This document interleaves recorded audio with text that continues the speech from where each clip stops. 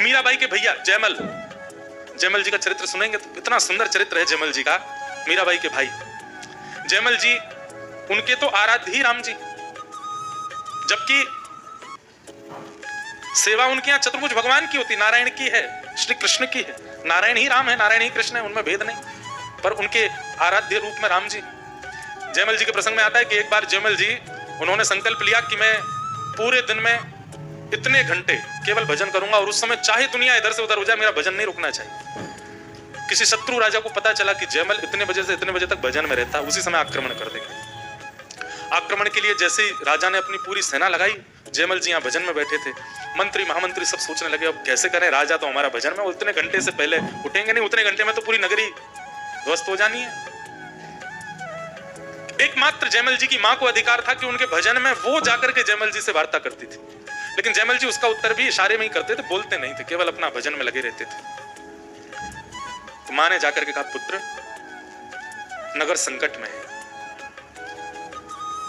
तो जयमल जी ने ठाकुर जी की ओर इशारा किया, नगर के रक्षक तो ये सब संभाल लेंगे। और जयमल जी के इस, देखो आप नाम कितना जपते हो, ठाकुर जी को इससे फर्क नहीं पड़ता। आप व्रत कितने करते हो 30 दिन में, इससे कोई अभिप्राय नहीं। आप यज्ञ कितने करते हैं, इनसे कोई फर्क नहीं पड़ता। पर आप अपनी स्थिति में ठाकुर जी के प्रति समर्पण कैसा करते हो, ये ठाकुर जी देखते हैं। एक प्रकार से व्रत करके, नियम करके, भजन करके, यज्ञ करके हम ठाकुर जी को ये बता देते हैं कि हम आपसे प्रेम करते हैं। उसके बाद फिर ठाकुर जी कमर कस के देखते हैं, बोले अच्छा अब मैं देखूंगा तुम कितना प्रेम करते हो। तो भजन की स्थिति में नहीं, जब आप संसारी स्थिति में हो गए, वहां परीक्षण करते हैं ठाकुर जी, ये प्रेम करता है क्या। जयमल जी 4 घंटे भजन करते हैं, ये तो केवल उनका प्रतीक ठाकुर जी को बताने का था कि मैं आपसे प्रेम करता हूं। अब ठाकुर जी ने परीक्षा ली, उन्हीं 4 घंटों में नगर पर आक्रमण करवा दिया। अब देखते हैं जयमल का प्रेम। जयमल जी इशारा करते हैं, रक्षक तो ठाकुर जी, मुझसे क्या आप लोग उम्मीद लगाते हैं। उस समर्पण को देख के ठाकुर जी प्रसन्न, और स्वयं ठाकुर जी अद्भुत राजा का रूप धारण करके आए, और जयमल का घोड़ा, जिस घोड़े पर जयमल जाते थे, उसी घोड़े को लेकर के और राजभवन की छत पर पहुंच गए। और वहीं से छलांग मारता है घोड़ा, सामने पूरी सेना देख रही है, ये क्या मरने के काम कर रहा है राजा, पर राजा नहीं है ठाकुर जी। जैसे ही ठाकुर जी नीचे घोड़ा लेकर के आए, तिरछा खड़ा हुआ घोड़ा, ठाकुर जी ने केवल अपनी भ्रगुटी से पूरी सेना को देखा।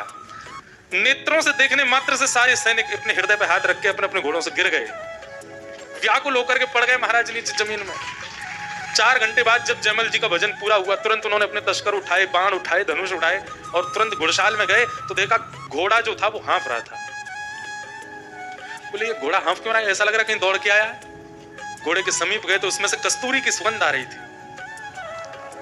राजा ने कहा विचार का विषय नहीं, बाद में देखूंगा ये क्या हुआ, कौन लेके गया घोड़े को। बैठ गए, और जैसे ही बाहर गए तो सारी सेना पस्त पड़ी थी। जो मुख्य राजा था वो अपने रथ पर आरूढ़ होकर, सबके हाथ यहीं रखे, मतलब हृदय पर चोट मार गए ठाकुर जी।